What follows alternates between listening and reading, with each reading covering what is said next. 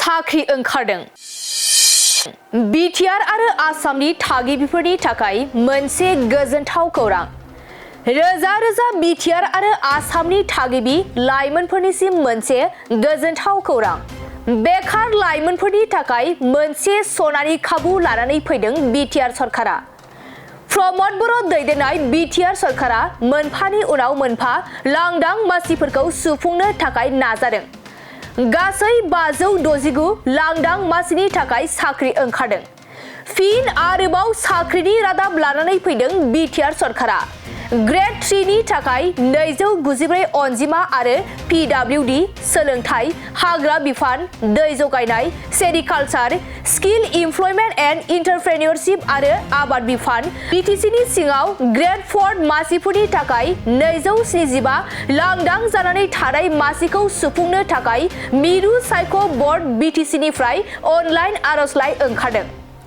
Online आर'जलाइ खालामनो थाखाय आरजाथाव बिनायसाफोर जाय बड'लेण्ड टेरिटरियेल रिजन आसामनि थागिरि जानो नांगोन, जायहा ग्रेड 3 नि 294 अनजिमा आरो पिडब्लिउडि सोलोंथाइ, हाग्रा बिफान, दै जगायनाय, सेरिकालचार, स्किल इमप्लयमेन्ट एन्ड एन्टारप्रेन्योरशिप आरो आबाद बिफान बिटिसिनि सिङाव ग्रेड 4 मासिफोरनि थाखाय 275 अनजिमा पस्टखौ आबुं खालामनो थाखाय आसाम रायजोनि इमप्लयमेन्ट एक्सचेन्जआव रेबथुमनाय दं।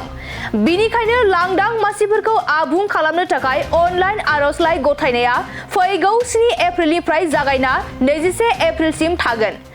गोसो गुदुं बिनायसाफोरा CSB BTC क'क्राझार www.centralselectionboard.com मावख'आरि वेबसाइटआव थांनानै एप्लाइ खालामनो हागोन। साख्रि ओंखारदों।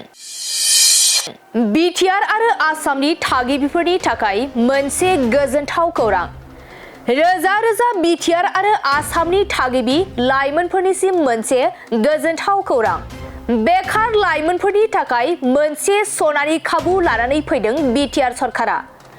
प्रमद बर' दैदेननाय बिटिआर सरकारा मोनफानि उनाव मोनफा लांदां मासिफोरखौ सुफुंनो थाखाय नाजादों। गासै 569 लांदां मासिनि थाखाय साख्रि ओंखारदों। फिन आरोबाव साख्रिनि रादाब लानानै फैदों बिटिआर सरकारा।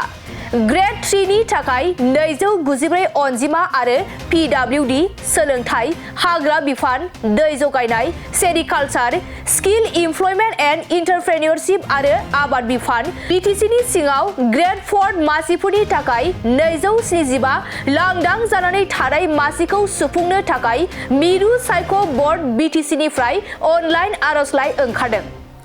अनलाइन आर'जलाइ खालामनो थाखाय आरजाथाव बिनायसाफोर जाय बड'लेण्ड टेरिटरियेल रिजन आसामनि थागिरि जानो नांगोन, जायहा ग्रेड 3 नि 294 अनजिमा आरो पिडब्लिउडि सोलोंथाइ, हाग्रा बिफान, दै जगायनाय, सेरिकालचार, स्किल इमप्लयमेन्ट एन्ड एन्टारप्रेन्योरशिप आरो आबाद बिफान बिटिसिनि सिङाव ग्रेड 4 मासिफोरनि थाखाय 275 अनजिमा पस्टखौ आबुं खालामनो थाखाय आसाम रायजोनि इमप्लयमेन्ट एक्सचेन्जआव रेबथुमनाय दं।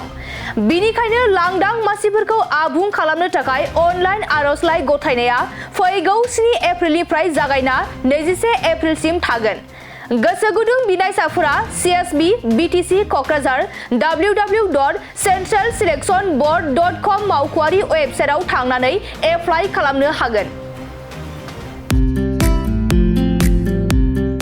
मोनसे गोजोनथाव खौरां। दतमा UN एकाडेमि फरायसालिया लानानै फैदों मोनसे गोजोनथाव खौरां। नंगौ, दतमा UN एकाडेमि फरायसालिया लानानै फैदों बेसेन नाङै मुं थिसननाय।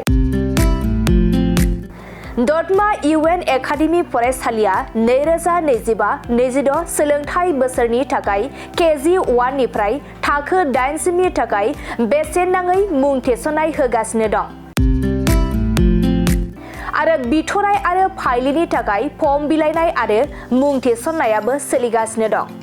आरो दतमा UN एकाडेमि फरायसालियाव हौवासा आरो हिनजावसाफोरनि थाखाय हस्टेलनि खाबुबो दं।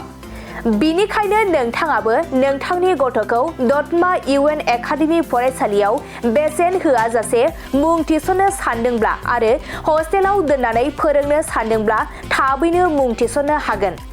आरो नोंथाङा आबुङै मिथिनो थाखाय नैबे 7002660387 जानबुं नम्बराव कल खालामना खौरां लाहरनो हागोन।